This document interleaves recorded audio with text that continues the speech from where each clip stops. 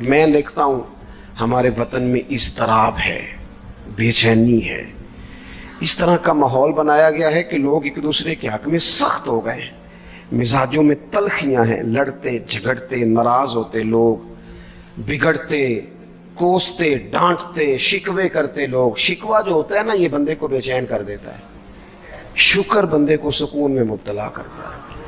شکوے آزمائشیں اپنے دلوں میں وسعت لائیں، ایک دوسرے کو اصلاح کی طرف لائیں، ایک دوسرے کو پیغام دیں، ایک دوسرے کی تربیت کریں، تھوڑا سا حوصلہ، تھوڑا سا صبر، تھوڑی سی گنجائش اپنی طبیعتوں میں پیدا کریں۔ اپنے بچوں پر سب سے زیادہ نگرانی یہ کریں کہ ان کا اخلاقی معیار کیا ہے۔ اگر میں اور آپ خدا نہ خواستہ بچوں کو صرف یہ تربیت دیں گے نا کہ وہ پیسہ پیسہ پیسہ پیسہ، شادیاں بھی پیسے دیکھ کے کریں گے، تو یاد رکھنا پھر ایک دن وہ یہ بھی کہیں گے کہ ابا کاشتوں کو ڈھابے کا کام کرتا تو آج ہمارے پاس بھی پیسے ہوتے۔ پھر باپ سے بھی پیسوں کا ہی مطالبہ ہوگا، پھر لوگ ماں باپ بھی پیسوں کے لیے چھوڑ کے چلے جاتے ہیں۔ پھر جب آپ نے تربیت جس چیز کی تھی تو نتیجہ بھی تو وہی برآمد ہوگا۔ یہ تو نہیں ہو سکتا کہ بندہ بیج کوئی اور لگائے اور درخت کوئی اور نکل آئے، یہ ہو نہیں سکتا۔ اگر ہم اپنے باپ سے روز جھگڑا کریں گے 5 مرلے کے لیے تو یاد رکھنا پھر ہمارا بیٹا 1.5 مرلے کے لیے بھی جھگڑا کرے گا۔ پھر معاملہ اس طرح کا مرتب ہوگا۔ ایک دوسرے کو اخلاقی پیغام دینا ضروری ہے۔ آخری بات آپ کی خدمت میں یہ عرض کرنی ہے، اور یہ میری خواہش ہے کہ آپ اس پر زیادہ توجہ کریں گے انشاءاللہ۔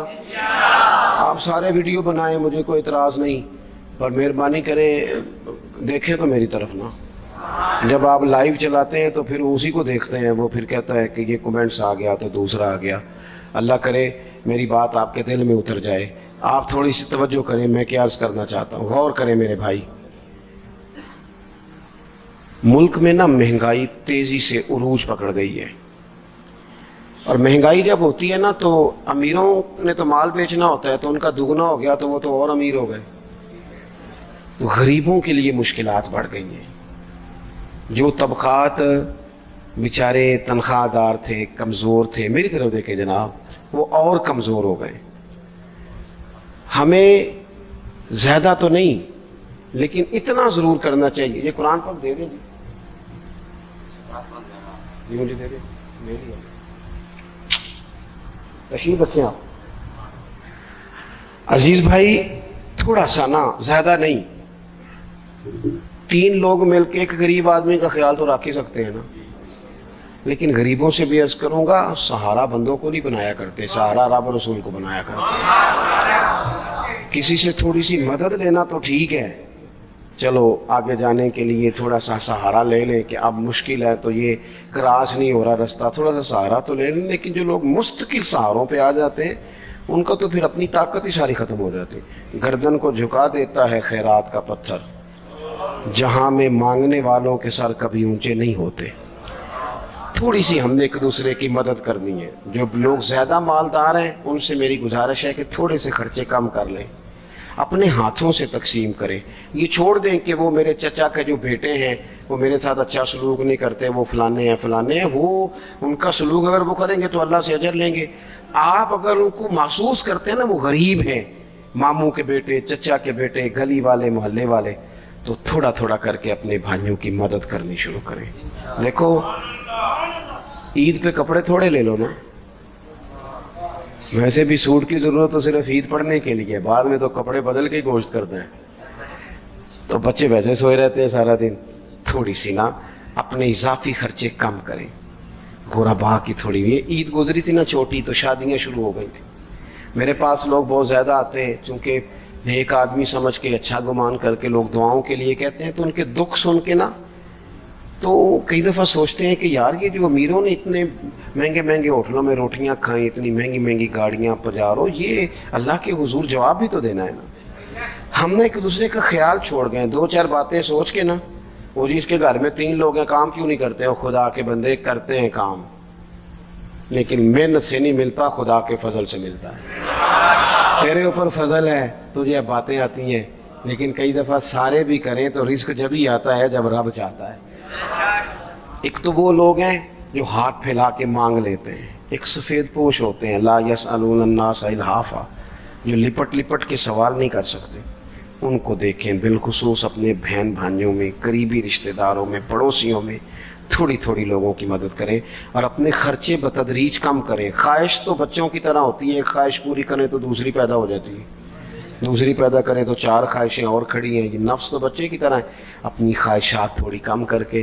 یہ حکومتوں سے آپ امید نہ رکھیں، ہمارے ملک میں جتنی سیاسی جماعتیں حکومتیں کر چکی ہیں یا کر رہی ہیں، ان سے کوئی توقع نہیں۔ یہ بیچارے تو اپنے جھگڑوں سے ہی باہر نہیں آتے، انہیں کیا خبر کہ قریب کہاں بستا ہے۔ جب تک بندہ وہاں سے ہو کے نہیں نہ گزرتا جو اصل جگہ ہے، تمہیں یہ جو تم اے سی والے کمروں میں بیٹھ کے اور جناب نیسلے کی بوتلیں رکھ کے پریس کانفرنس کرتے ہو، تمہیں کیا پتا ہو، تمہیں کیا خبر ہو کہ بچوں کی فیس دینی ہو تو بوڑھے ماں باپ پہ کیا گزرتی ہے؟ تمہیں کیا خبر ہو کہ عید آ گئی ہے تو بوڑھے کس طرح مشورے کر رہے ہیں کہ اگر عید کر کپڑے نہ کر لیتے ساس گلہ کرے گی؟ تمہیں کیا خبر ہو کہ کچھ غریب ایسے بھی ہیں جو بیچارے رات کو مشورہ کرتے ہیں کہ صبح ناشتے میں گھی کہاں سے لانا ہے، بچوں کے پراٹھوں کے لیے تو گھی بھی نہیں ہے، گندم امیر شہر کی ہوتی رہی خراب اور بچی کسی فقیر کی فاقے سے مر گئی۔ خدا را مہربانی کرے، گنجائش پیدا کرے۔ بندہ کبھی بھی جیب کا سخی نہیں ہوتا، بخاری شریف میں پورا باب ہے کہ بندہ غنی دل کا ہوتا ہے۔ اپنے دل کا غنا اپنے اندر لائیں، جب آپ کا دل سخی ہو جائے گا ساری چیزیں ٹھیک ہو جائیں گی۔ اللہ تعالیٰ مجھے اور آپ کو توفیق عمل عطا فرمائے۔ پروگرام آگے چلے گا جی۔ اللہم صلی علی سیدنا و مولانا محمد معدن الجود والکرم وآلہ وبارک وسلم۔ اللہ ہماری حاضری کو قبولیت کا درجہ عطا فرما، ہمارے گناہوں کو معاف فرما، ہماری غلطیوں سے درگزر فرما، علم نافع عمل صالح کی توفیق عطا فرما۔ اللہ بیماروں کو شفا دے دے، مقروضوں کو قرضوں سے رہا کر دے، تنگ دستوں کو وسعت رزق دے دے، بے اولادوں کو صاحب اولاد کر دے، اولاد والوں کی اولاد کو فرما بردار بنا دے۔ اس مسجد کو، حاضرین کو، مہمانوں کو، بندوبست کرنے والوں کو، سب کو بہترین صلہ عطا فرما۔ اللہ تعالی ہمارا خاتمہ ایمان پہ فرما، دنیا اور آخرت میں ہماری پردہ پوشی فرما، امت کی خیر فرما، پاکستان میں نظام مصطفیٰ صلی اللہ علیہ وسلم کا سویرا طلوع فرما۔ اللہم رب اغفر وارحم وانت خیر الراحمین وصلی اللہ تعالی علی حبیبہ محمد۔ آپ حضرات نا مسجد کا تقدس خیال رکھیں گے، مجھے جانے دیں گے، مجھے ہاتھ لگا کے آپ کو کچھ بھی نہیں ملے۔